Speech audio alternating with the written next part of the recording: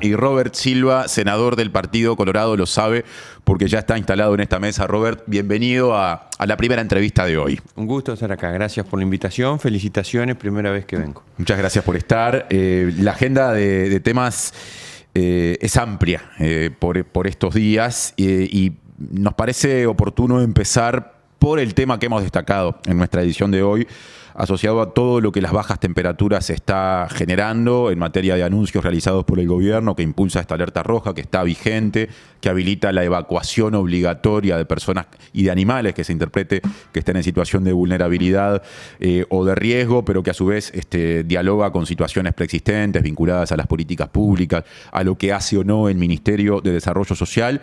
Tenemos entendido que el Partido Colorado está afín o impulsa una convocatoria al Parlamento del ministro de Desarrollo Social, Gonzalo Sibila, y que estás muy vinculado a eso. ¿Es un hecho ya que Sibila será llamado por el Partido Colorado? Nosotros coordinamos con el Partido Nacional, con la diputada que está llevando adelante este tema, y vamos a estar juntos. Es la idea que las dos comisiones se reúnan, la de Senado y Diputado. ¿Qué comisión es puntualmente? Es la de Desarrollo y Población, que tenemos dos comisiones, una en cada cámara. Nos vamos a reunir el martes a las 11 de la mañana, justo no hay sesión del Senado para ese día, así que bueno, vamos a estar senadores y diputados recibiendo al ministro y a su equipo para conocer cuáles son las acciones que han venido llevando adelante, cuáles eran las que tenían previstas y más en detalle lo que se anunció ayer en conferencia de prensa, que a priori yo lo veo como algo positivo en la medida que se toma conciencia del estado de situación en el cual estamos, que es grave, y por lo tanto arbitran un conjunto de mecanismos extraordinarios para atender la problemática. La diputada mencionada del Partido Nacional es Fernanda Auersperg. Exactamente. O sea que termina siendo una única comparecencia de Sibila ante un ámbito de las dos cámaras juntas. Yo soy muy partidario de eso, incluso siempre digo por ser exgobernante, cada tiempo que vos tenés es necesario para el cumplimiento de tu función, sin perjuicio hay que mantener este vínculo necesario con el Parlamento Nacional para informar a los representantes, al representante de la gente, que somos los senadores y diputados, de lo que se está haciendo. Porque aquí hay algo extraordinario, y aquí yo lo decía ayer, que lo hablamos mucho en el Comité Ejecutivo del Partido Colorado, la necesidad de no politizar este tema, como lamentablemente pasó a nuestro criterio en el gobierno anterior, cuando había alguna situación de calle en donde lamentablemente pasaba un fallecimiento, uno veía tweets, comentarios de distintos legisladores del Frente Amplio, haciendo leña del árbol caído. Hoy yo creo que no hay que hacer leña del árbol caído, sí decir, bueno, ¿están aplicando, por ejemplo, la ley de internación compulsiva, sí o no? Porque hubo jerarcas del gobierno actual, primero que fueron tenaces opositores a la aprobación de la misma, en la medida que entendían que vulneraba los derechos humanos y otras cosas. Una ley que se aprobó en el gobierno anterior, pero que modifica una ya existente de los gobiernos del Frente Amplio. Y luego lo que tiene que ver con, bueno, si se aplica, en qué medida se aplica, cómo están constituidos los equipos, si van constituidos junto con el personal de ACE, con el personal del Ministerio del Interior, porque la ley habilita todo eso. En situaciones de salud mental y de consumo problemático de sustancias, en donde sabemos que la gente que está en situación de calle, hay un estudio que lo evidencia, tienen altos problemas en esa materia. Ahora se agrega esto, vamos a ver el tema de la ley de faltas, que también es otro instrumento que está aprobado en el año 2013, en el gobierno del Frente Amplio también, y que constituye una falta dormir en espacios públicos. Eso está así, o sea que la propia legislación deja por el camino aquello de que alguien alguna vez proclamó de que es un derecho de dormir en la calle. Con respecto a la cuestión de si se está aplicando o no la ley que habilita la internación involuntaria o compulsiva, en la conferencia de prensa de ayer en la que el gobierno anunció el alcance de esta alerta que está vigente, Sibila, el ministro Sibila, dijo que hubo unas 200 intervenciones. Interpreto que en el marco de esa norma o de esa ley de personal de salud, y el presidente de ACE, Álvaro Danza, precisó que no en todos los casos, pero uno interpretó, por lo menos yo interpreté que sí en un número importante, esas intervenciones del personal de salud, producto de la voluntad del personal de salud, terminaron efectivamente desencadenando una internación involuntaria o contra la voluntad de la persona, porque así el personal médico lo dijo. ¿Esto no vendría a saldar la discusión con respecto a si el gobierno aplica o no la norma? Bueno, hay que manifestarlo y llevar evidencia correspondiente en el gobierno, en el Parlamento, porque hoy, por ejemplo, en informes de colegas de ustedes de prensa, se dice que habría sido en el entorno del 10% de esos 200 casos. Ayer el ministro lo planteó como que habían sido 200 intervenciones, hoy sale que es 10%, pero yo creo que acá lo importante es, bueno, aquellos que dijeron que estaban en contra de la ley de internación compulsiva, pareciera por las últimas informaciones que la están aplicando y no que no la están aplicando como dijeron hace un tiempo atrás. Entonces, en función de eso hay que determinar cuál es el uso de todas las herramientas. Acá, ¿qué es lo que queremos? A ver, ¿cuál es el objetivo de nuestra acción o el fin último de la acción?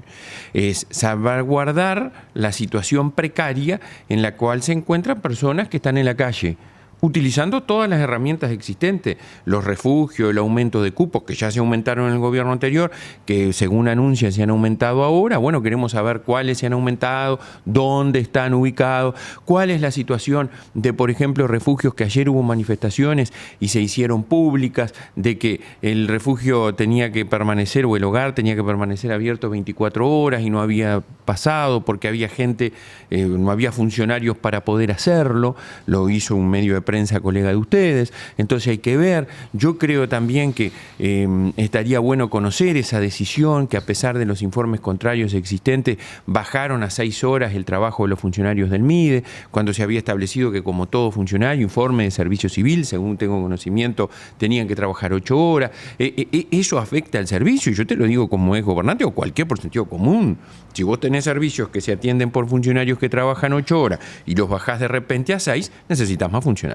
Cuando se planteó esa discusión, en aquel momento estuvo muy involucrado el hoy senador del Partido Nacional y ex ministro de Desarrollo Social, Martín Lema. Desde el MIDE se aclaró que ese acuerdo que implicó la reducción de la jornada laboral no abarca a la totalidad de la plantilla, sino a un número... Los incorporados. Ahí está, mucho menor, estoy jugando de memoria, de algo así como unas 200 personas. Sí, los incorporados, los regularizados en el periodo anterior. Y que por el contrario, con eso decía, o dice la actual conducción del MIDE, se garantiza mejor cobertura de atención en determinados servicios en particular. ¿Le parece una explicación válida? Bueno, hay que verlo. Yo, por sentido común, digo que no. Si la gente, porque además el servicio que prestan, en al menos la mayoría de los espacios del MIDE, requieren la presencialidad de los funcionarios, no se puede trabajar a distancia, requieren la presencialidad ya sea recorriendo los espacios públicos para detectar estas situaciones de las que hablamos ahora, o atendiendo los hogares, o visitando los centros que hay que visitar, en fin, es una actuación que requiere presencialidad. Entonces, si disminuye la presencialidad, creo yo que se afectaría el servicio, pero hay que analizarlo. Por eso yo creo que es un conjunto de medidas en las cuales todos, con la presencia del ministro, vamos a conocer y entender mejor y ayudar en lo que podamos. El Ministerio de Desarrollo Social en este momento contabiliza como muertes de personas en situación de calle 5 casos. El de 33 ocurrido ayer, un hombre muerto en el Parque del Olimar, que estaba alojado en una carpa. El del fin de semana ocurrido en Salto, también una persona, según lo que se dijo, alojada en una carpa sobre la costa del río Uruguay en ese caso. El del viernes en la zona del buceo, otro hombre que falleció. Un caso de Rivera del martes de la semana pasada y uno anterior ocurrido en Montevideo en el entorno de la terminal Goes, y por precisiones técnicas, no entiende que deban ser considerados casos de muertes de personas en situación de calle. Uno ocurrido en Artigas el fin de semana, en un refugio de alguien que antes había estado en un centro de ACE, y otro ocurrido en Rivera antes, hace un mes, en mayo, de una persona que padecía tuberculosis. Primera pregunta con respecto a esto. ¿Comparte este criterio de presentar los datos y de delimitar lo que corresponde a población en situación de calle y lo que no? Yo creo que hay que establecer un criterio general. Obviamente que las personas que mueren, que están en situación de calle, tienen que estar efectivamente en situación de calle, y la circunstancia de su fallecimiento debería darse ahí. El caso de Artigas, que lo conozco un poco más de cerca porque me lo informaron, está en un alojamiento, hubo una atención atención, una alta médica, parecería que es distinto a los restantes en donde efectivamente el deceso se produjo en la calle. Otra pregunta que me surge repasando esa lista, de las 5 situaciones que el MIDES define como fallecimientos de personas en situación de calle, hay 3 en el interior, una en 33, una en Salto y otra en Rivera. Pero incluso si miráramos la lista de 7 casos, contabilizando los 2 que quedan separados, uno es en Artigas y otro es en Rivera. Hablamos mucho del aumento de cupos, de la presencia sobre todo en Montevideo, el área metropolitana, donde históricamente ha habido más gente en situación de calle. Pero evidentemente en el interior la problemática también se está notando. ¿Qué opinión tiene al respecto de eso? Bueno, eso cuando yo recorrí en campaña electoral y ahora que estoy también recorriendo muchas veces lo plantean. Hay un tema de la gente en situación de calle que está fuertemente engrosado el número por los liberados. Muchos de ellos trasladados a cumplir sus penas en establecimientos del interior. O sea, las personas que salen del sistema carcelario. Sí. Muchos de personas que son liberadas, que egresan del sistema carcelario, engrosan esos espacios, lamentablemente, y hay situaciones complejas en el interior. ¿Sí? Lo de Rivera es un claro ejemplo, y puede ser también hasta lo de Salto, ¿no? Por alguna información que tenemos. Ahora que surge la cuestión del sistema penitenciario, porque evidentemente hay realidades que se conectan y terminan generando estas situaciones de las que hablamos. La semana pasada, en ocasión del incendio intencional que terminó con la muerte de 4 personas en la unidad penitenciaria de Santiago Vázquez, una vez más se discutió acerca de la cantidad de personas que están presas en este país, un número que supera las 16.000, de la situación del hacinamiento, de la violencia, de la falta de personal, distintas carencias del sistema, y volvió a plantearse la discusión acerca de la necesidad de establecer algún tipo de cambio normativo que eventualmente pudiera hacer que determinados delitos no sean sancionados con medida de prisión o de privación de la libertad, justamente para alivianar o aliviar esa superpoblación del sistema penitenciario. Se dijo o se insinuó desde personas asociadas al gobierno, pero también lo planteó el comisionado parlamentario para el sistema penitenciario, Juan Miguel Petit. ¿Usted entiende que hay efectivamente que dar ese paso? Yo creo que hay que estudiar todo el sistema de cárceles. Yo he conversado, me ha interesado mucho el tema con el comisionado parlamentario.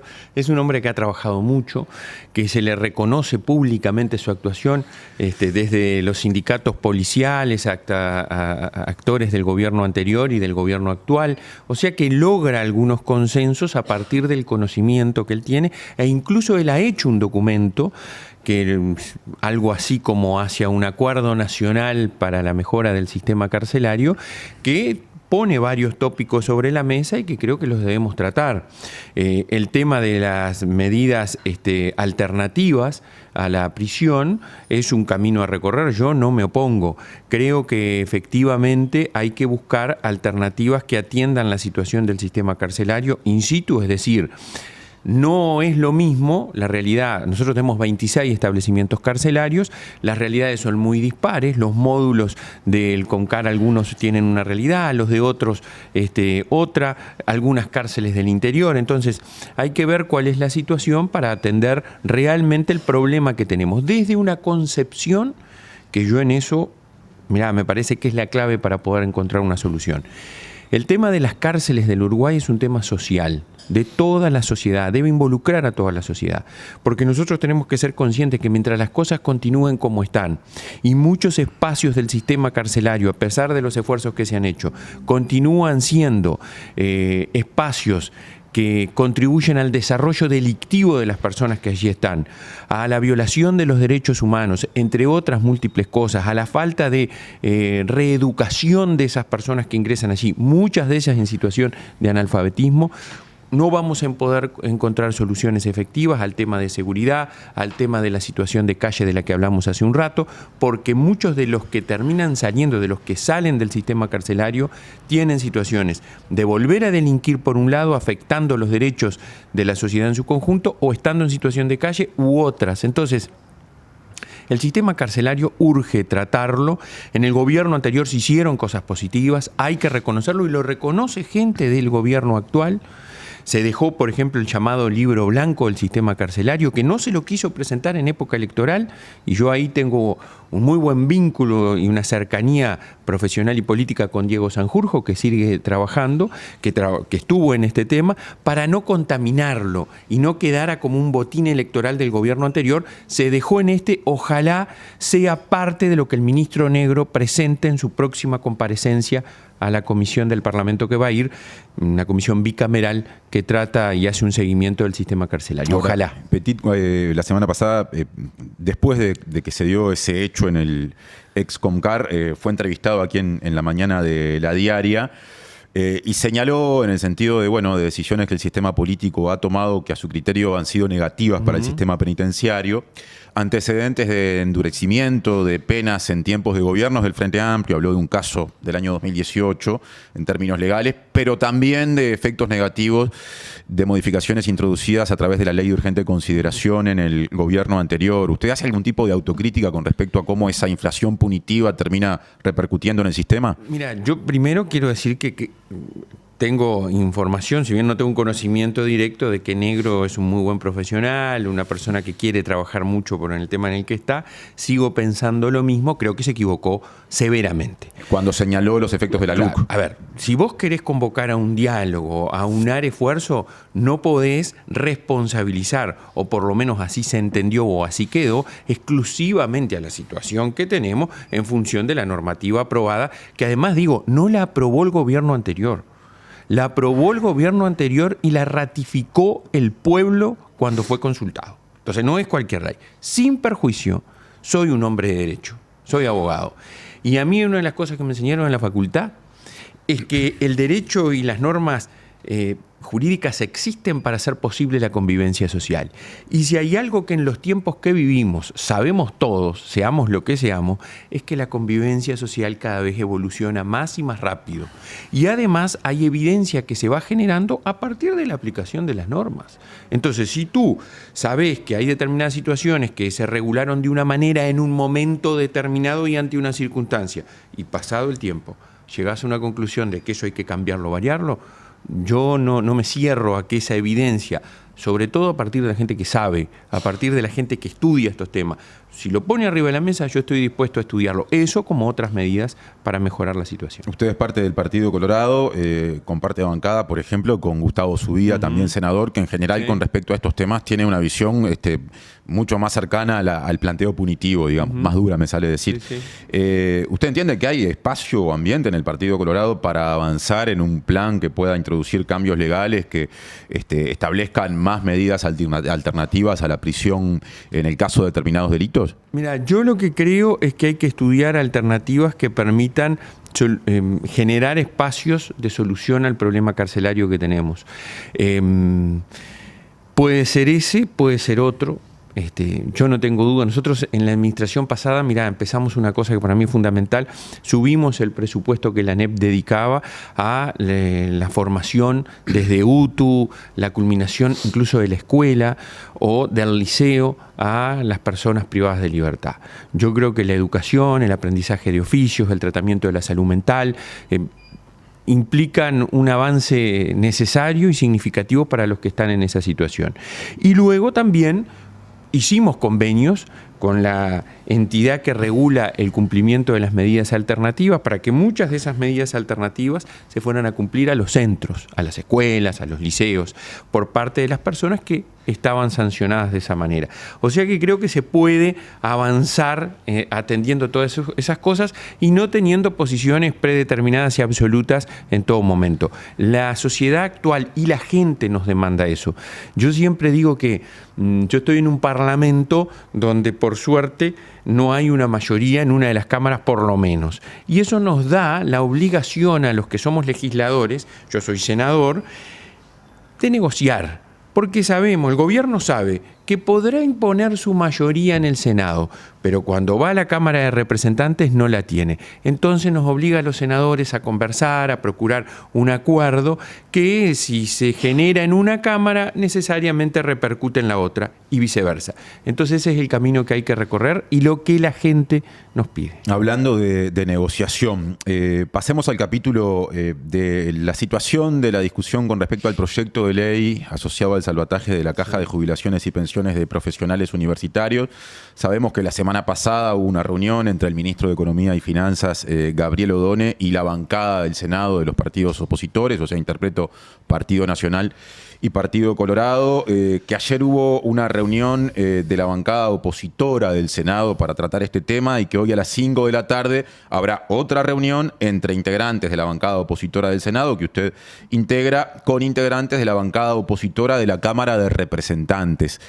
¿Qué tan cerca está la oposición de cerrar un acuerdo que le permita luego terminar de acordar a nivel del Senado, donde está el proyecto hoy, con el Frente Amplio? Bueno, estamos con las mejores buena voluntad, tanto la bancada oficialista como nosotros, de procurar un acuerdo. Por una sencilla razón. Esta norma que tenemos que aprobar es, como vos lo dijiste, un salvataje.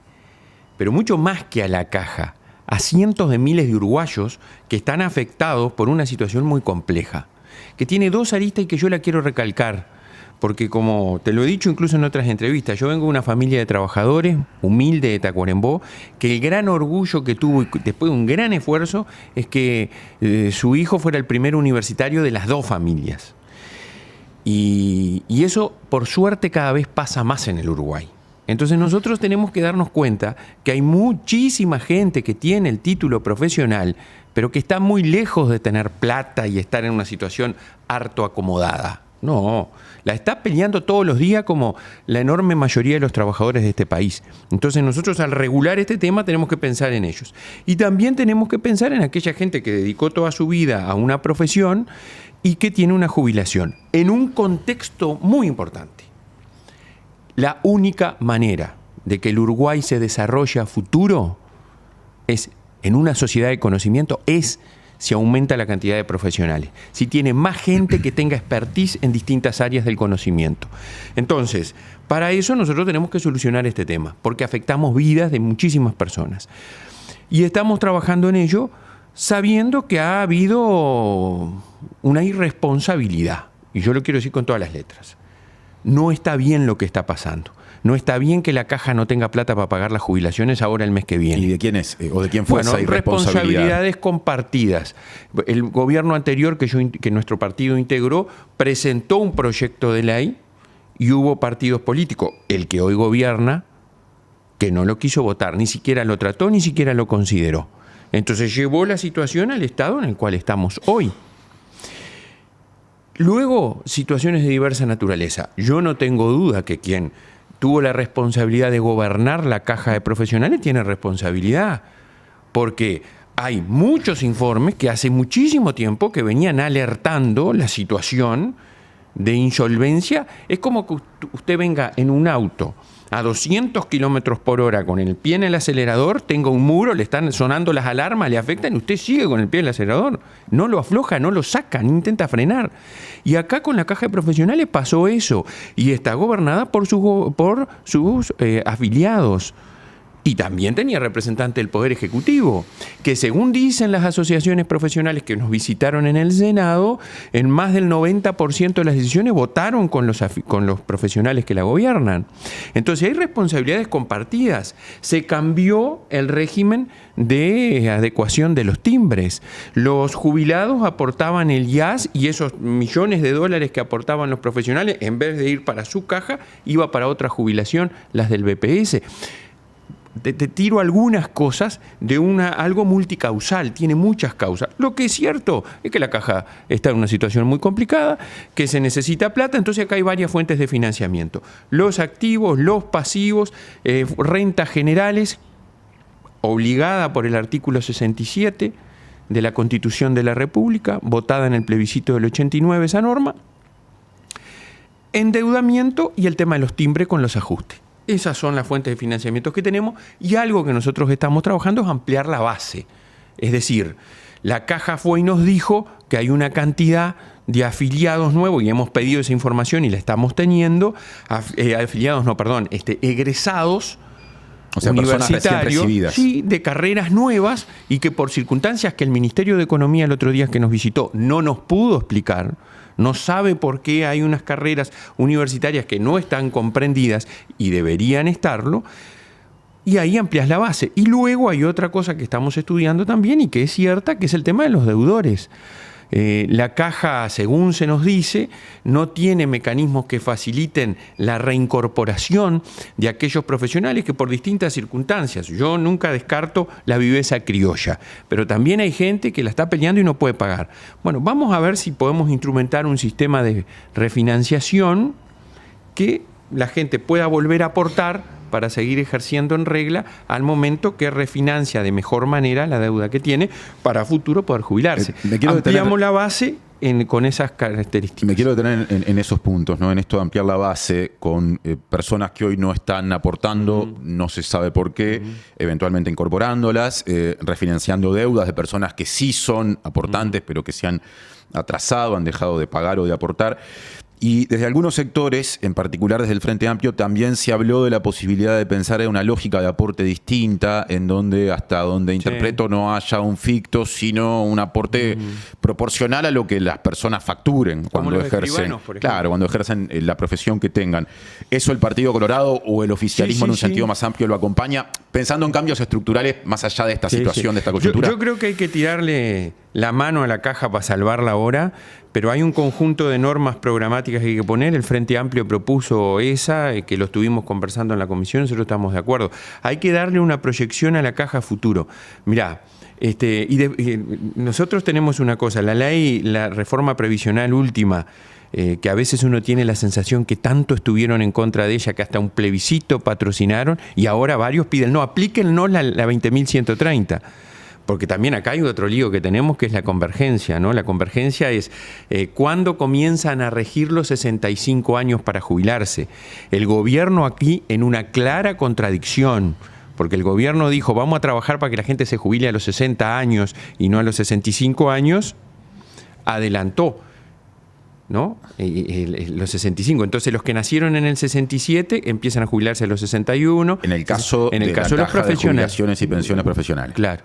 Es distinto, es más gravosa que la reforma que se plebiscitó. Entonces, aquí yo creo que sí que hay que esa reforma que se plebiscitó establece que en el 2042 hay una convergencia de todos los sistemas. Ahora lo que tenemos que hacer es, yo estoy de acuerdo con esa norma, hay que encomendar al Ministerio de Economía y Finanzas, junto con otros actores, que estudie cuál puede ser mecanismo de mayor viabilidad de esta caja. Por ejemplo, lo que vos decís, el régimen de aportación. Aportar, porque no es lo mismo XX de estudios reconocidos que ustedes todos conocemos, lo que debe facturar por mes, que lo que factura un abogado del interior que anda con distintas situaciones y distintos casos de gente que conoce en el ámbito en el que está. No factura lo mismo. Entonces, puede haber un régimen de ficto con aportaciones que se exijan mayores a quienes facturan más. Y ahí hay mejores ingresos. Para cerrar la entrevista con los dos temas, más allá de los cambios estructurales que podrían ser o que en su momento motivaron más discusión con respecto a, bueno, al salvataje y a conseguir rápido más recursos para que la Caja pueda seguir pagando sin que se requiera un proyecto de ley del Poder Ejecutivo que deba ser aprobado contrarreloj para pagar a partir de julio. El 11 de junio, o sea, de este mes, cuando se decidió aplazar la discusión hasta el 30 de este mes, o sea, estamos a 6 días, había habido un acercamiento en cuanto al aporte de las personas activas. El Frente Amplio planteaba una suba de 18,5% a 20,5% para personas activas y posteriormente aumentar de manera adicional un punto por año hasta 22,5%.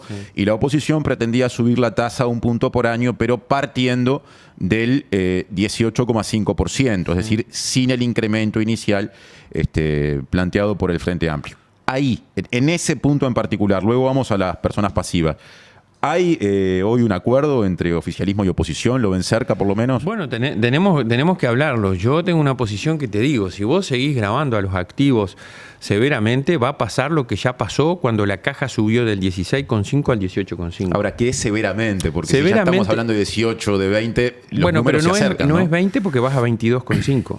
En definitiva, terminás llegando al 22,5 que el gobierno quiere. Y hay una medida buena en el proyecto del Poder Ejecutivo, que es la creación de una tabla distinta, ¿verdad?, con más categorías, que eso permite que la gente siga aportando lo mismo, en vez de 10 categorías, 15.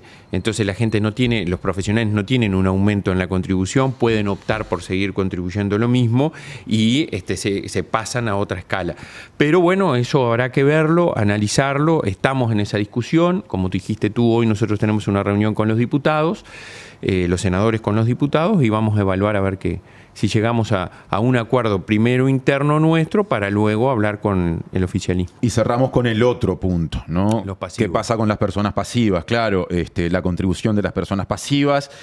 Había, por lo menos a priori, más distancia entre oficialismo y oposición con respecto a este punto, y desde la oposición se planteó que un nuevo impuesto para las personas jubiladas debía hacerse, o una nueva contribución de las personas jubiladas debía hacerse mediante una tasa plana, mientras que el proyecto enviado por el Poder Ejecutivo va a una tasa progresiva con niveles que pueden oscilar entre el 2 y el 11% en función de los ingresos.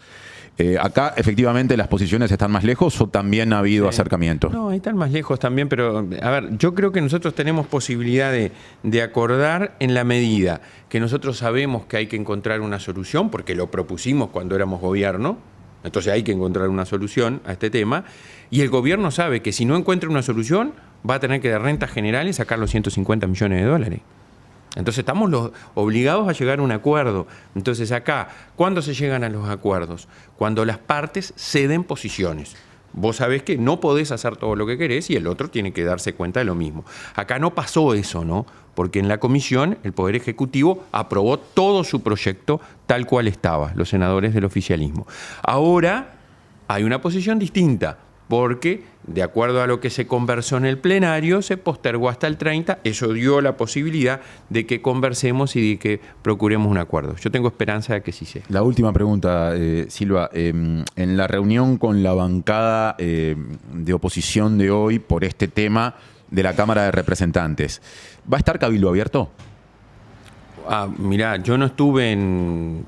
A ver, yo creo que sí, que Cabildo Abierto... No. A ver, Cabildo Abierto no votó el proyecto, ¿no?, en diputados. Cabildo Abierto votó con la mayoría de la oposición, digamos, los artículos que modificaron el proyecto que había mandado el Poder Ejecutivo. Bueno, entonces debería estar. Yo no estoy en la convocatoria, francamente. Pero sí va a estar la coalición en su conjunto, los que tenemos representación en el Senado y los que tenemos representación en diputados, y que hayan acompañado el proyecto que se terminó aprobando. ¿Está bien hablar de coalición en el Parlamento después del episodio que se dio con el proyecto de ley de rendición de cuentas, en el que Cabildo Abierto en la Cámara Baja votó con el Frente Amplio? Mira, yo creo que la coalición ha tenido, incluso siendo gobierno, acordate que varias veces Cabildo no votó con el gobierno, y la coalición siguió existiendo y siguió existiendo hasta el final. Siendo oposición la cosa es más difícil y hay que reconocerlo. A ver, no es lo mismo ser gobierno, integrar todos los órganos de conducción, que eso implica que tenés mayor unidad en la acción, porque estás gobernando, estás ejecutando, estás llevando adelante políticas públicas, que en la oposición, que tenés una función más de contralor, de legislación. Entonces es más difícil. Yo tengo esperanza de que así sea, una vez que uno de los partidos, que es el Partido Nacional, termine de elegir sus autoridades y podamos constituir un espacio de mayor articulación y coordinación. Tengo esperanza de que sigamos juntos como lo estamos. Muchas cosas ya hemos estado, ahora tuvimos esta división, pero comparto que hay que mejorar los vínculos y la comunicación. ¿Y cómo se hace con el discurso del líder cabilante Guido Manini Ríos, que desde las elecciones viene diciendo coalición en la oposición no tiene sentido? Tenemos que seguir conversando y demostrarle con hechos de que la coalición es necesaria para el país, porque la gente nos votó como coalición. La gente, cuando Manini Ríos, cuando Ojeda, cuando el propio Delgado, Mieres pidieron el voto para la fórmula que compitió con el actual presidente, lo hicimos en base a un programa. considerándonos una coalición. Entonces, así debemos ser en nuestra actuación parlamentaria, reitero, sin perjuicio de que podamos tener visiones distintas en algunos temas, y eso está muy bien, pero lo que es clave es que esas visiones distintas se pongan sobre la mesa y se procure hasta último momento llegar a un acuerdo. Y si no se llega, no se llega. Y no como puede haber pasado de que te enterás a último momento de que no se va a votar, o se va a votar otra cosa, o se va a votar con el gobierno. Lo cual yo no hago drama con eso. Digo que las formas, el fondo es importante, pero las formas también son importantes. Gracias, Robert, y hasta la próxima. Hasta la próxima, un gusto estar acá.